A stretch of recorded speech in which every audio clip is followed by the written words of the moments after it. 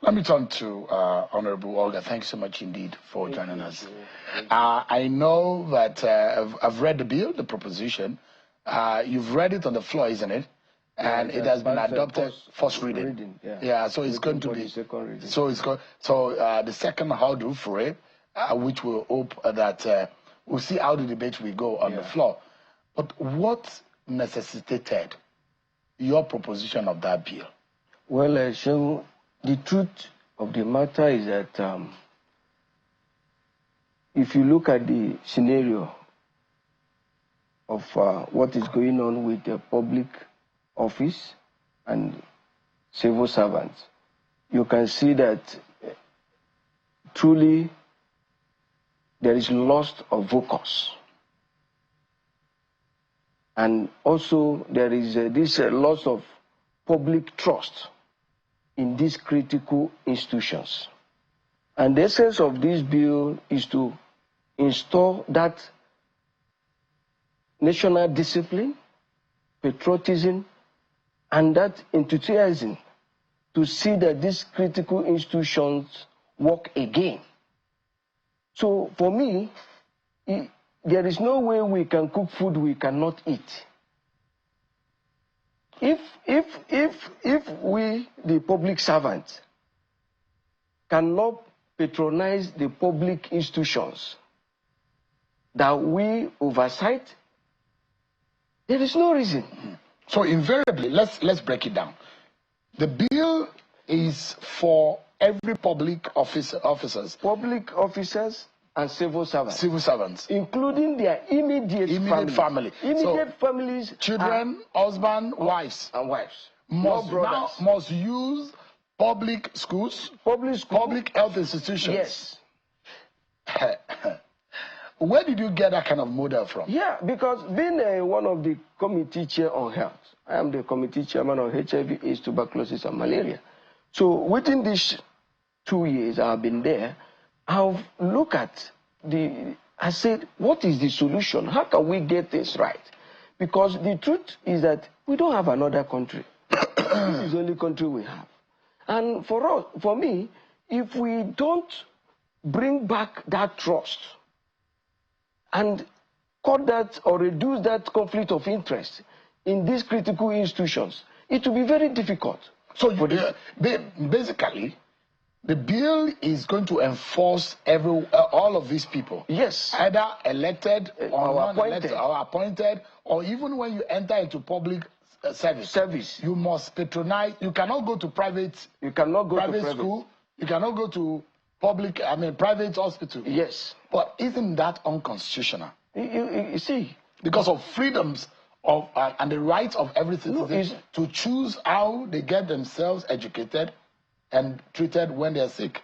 Remember, nobody forced you to come and take this public office. What about civil servants? Nobody also forced you to come and to get job there. We cannot be able to eat the food we prepare. What is the essence of it? But where would that bill, where would this, it becomes an act of parliament, where will it derive its strength from? Every law made by the parliament derives its strength and origin from the constitution, which is the origin, which is the parent of all laws. That is why we are there. When it becomes a law, when it's passed as bill, we don't have choice than to obey that law. The truth of the matter is that if we don't look at this critical institution and find a way that we must be part, because that is the only thing that will force us to make these things right. So, and I'm asking again, the ground norm, that's the constitution. Yes. Which is the parent, is the basis upon all of the body of laws rely on.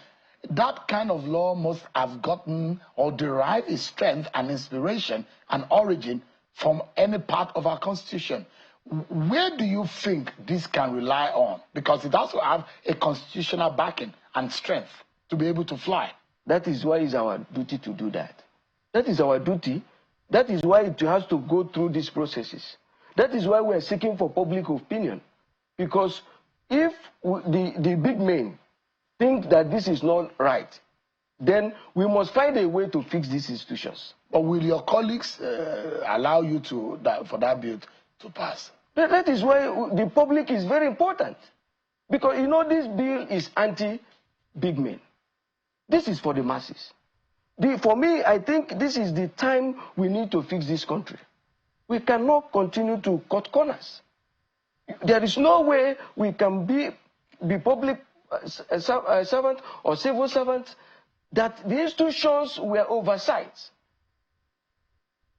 We are not making use of it. So basically, your thinking is if we pass this bill, it will allow our health institution to function well. Of course. Because all the big men and the big women in this country will have to use them. They will be forced to strengthen it. Our public schools will be better. Of course. Because their children will be forced to go, to those schools. My children will be going there.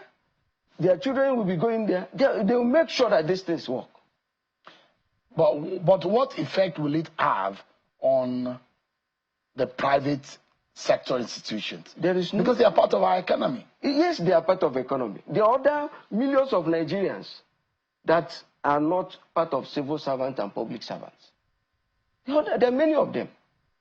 There are many of them. But there is no way you can be making money from public office or as a civil servant, and that money focuses on the private patronage of these institutions.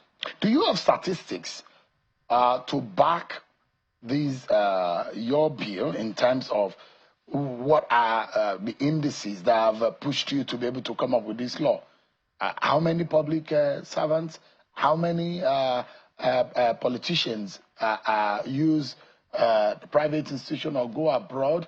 Do you have statistics to back your bill? You don't need to go too far. You are aware, few days, weeks ago or days, our former president was flying as cargo. Is it not a shame that at each point in time, our big men travel outside for medical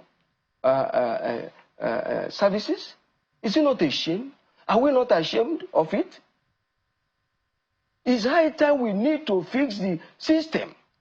And if you get education right, get health right, that means there is future for all of us. If we don't find a way to make sure that we return that public trust and make sure that that loss of focus on these institutions, if we don't bring it back, we are not going anywhere. Are you already feeling or seeing or hearing some backlash on this? Of course. There is nothing good that comes so easy. And you're ready for that? Of course. There's nothing good that comes for easy. I am elected by the people. I am elected to speak for the people. If I come here and cue in on the way things have been going on, is it the best for me? What will I tell my children tomorrow?